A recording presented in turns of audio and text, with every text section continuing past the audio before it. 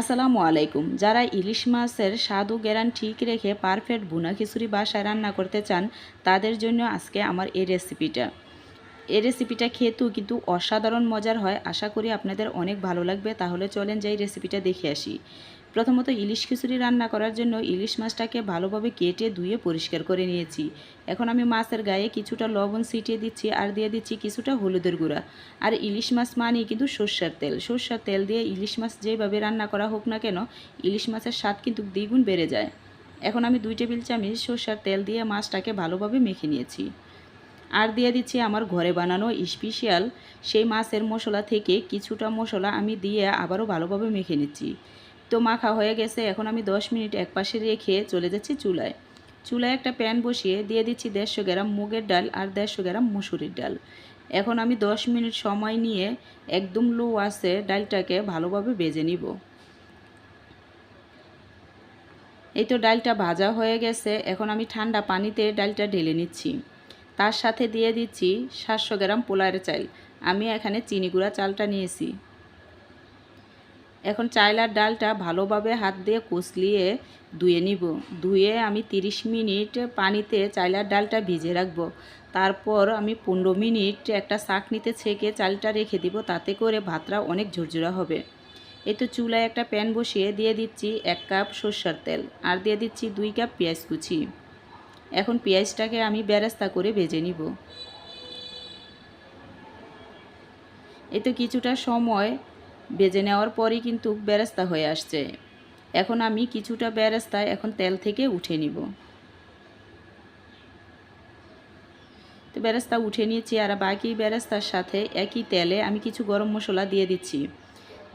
2টা তেজপাতা এভাবে ছিঁড়ে, আর দিয়ে দিচ্ছি 4টা দারচিনি, আর দিয়ে দিচ্ছি 10-12টা এলাচ, আর দিয়ে দিচ্ছি হাফ টেবিল চামচের মতো কালো গোলমরিচ আর 4-5টা লবঙ্গ, আর দিয়ে দিচ্ছি জয়ত্রী কিন্তু অবশ্যই দিবেন, তাতে করে কিন্তু সুন্দর একটা ফ্লেভার আসে।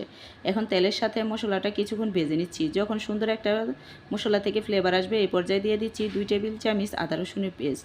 আমি এখানে বড় চামচে 2 চামচ আদা রসুনের পেস্ট দিয়েছি। এখন আমি তেলের সাথে কিছুক্ষণ নেড়ে ভেজে নিচ্ছি। যখন আদা রসুনের গন্ধটা চলে যাবে, এই পর্যায়ে দিয়ে দিচ্ছি 1 টেবিল চামচ হলুদের গুঁড়া, 1 টেবিল চামচ ধনিয়ার গুঁড়া, 1 টেবিল চামচ লাল মরিচের গুঁড়া, আর দিয়ে দিচ্ছি আমার স্পেশাল সে মাছের মশলা থেকে 1 টেবিল চামচ দিয়ে এখন আমি তেলের সাথে কিছুক্ষণ মশলাটা ভেজে নিচ্ছি। কিছুক্ষণ ভেজে নেওয়ার পর দিয়ে দিচ্ছি হাফ কাপ পানি। পানিটা দিয়ে আবারও আমি মশলাটা ভালোভাবে কষিয়ে নিব।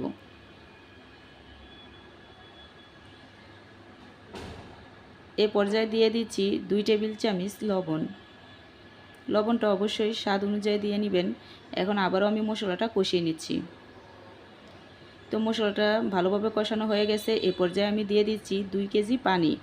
আমি কিন্তু এখানে 700 গ্রাম মানে চাল আর 300 গ্রাম ডাল নিয়েছি, মোট 1 কেজি। তার ডবল আমি 2 কেজি পানি দিয়ে দিচ্ছি। এই পানির পরিমাণটা কিন্তু অবশ্যই ঠিক রাখবেন, তাতে করে কিন্তু ভাতটা অনেক সুন্দর হবে।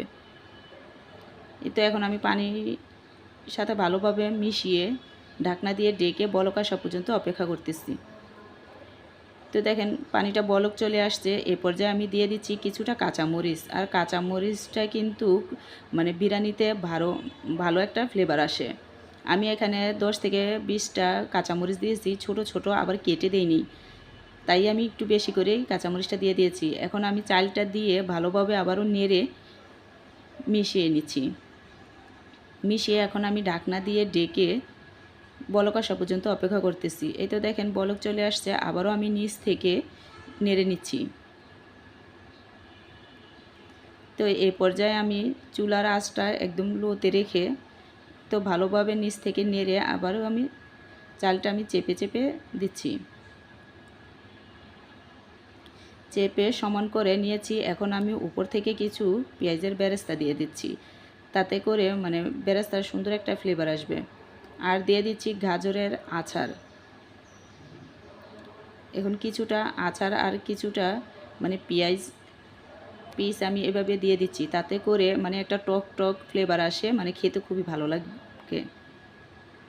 আর দিয়ে দিচ্ছি এই যে মাছটা আমি উপর থেকে এইভাবে দিয়ে দিচ্ছি। আমি কিন্তু এখানে মাছের মাথা লেজ সহ পুরাটাই নিয়ে নিয়েছি, আপনারা আপনাদের প্রয়োজন মতো নিয়ে নেবেন। এখন আমি উপর থেকে কিছুটা পেঁয়াজের বেরেস্তা দিয়ে দিচ্ছি আর দিয়ে দিচ্ছি কিছুটা ঘি, তাতে করে সুন্দর একটা শাহি ফ্লেভার আসবে।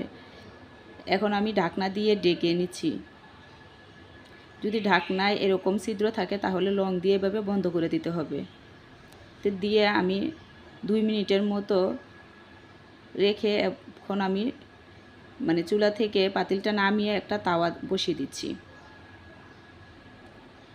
বসিয়ে এখন আবারও আমি চুলায় পাতিলটা বসিয়ে 2 মিনিট রেখে তারপরে 40 মিনিট দমে রেখে দিব। 40 মিনিট পর আমি ফিরে আসছি।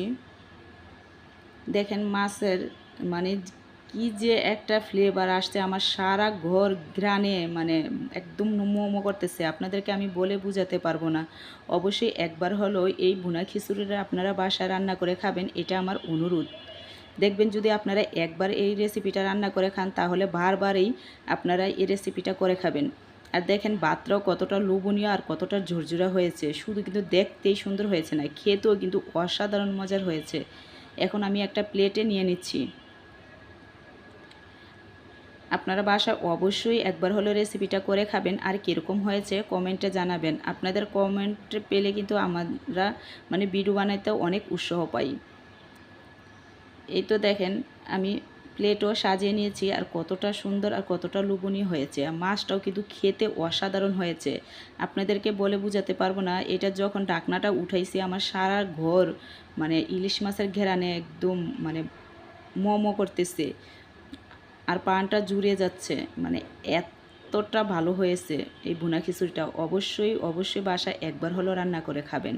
আর যদি এই রেসিপিটা ভালো লেগে থাকে প্লিজ একটা লাইক আর সাবস্ক্রাইব করে পাশে থাকবেন, যাতে করে নিত্য নতুন ভিডিও দেওয়ার সাথে সাথে আপনারা দেখতে পান। তো দেখেন আবারও আমি কাছ থেকে আপনাদেরকে রেসিপিটা দেখিয়ে দিচ্ছি কতটা লোভনীয় আর কতটা সুন্দর হয়েছে। আজ ভিডিওটা আমি এখানেই শেষ করতেছি। আবারও দেখা হবে নতুন কোনো ভিডিওতে। সে পর্যন্ত ফ্যামিলির সবাইকে নিয়ে ভালো থাকেন। খোদা হাফেজ।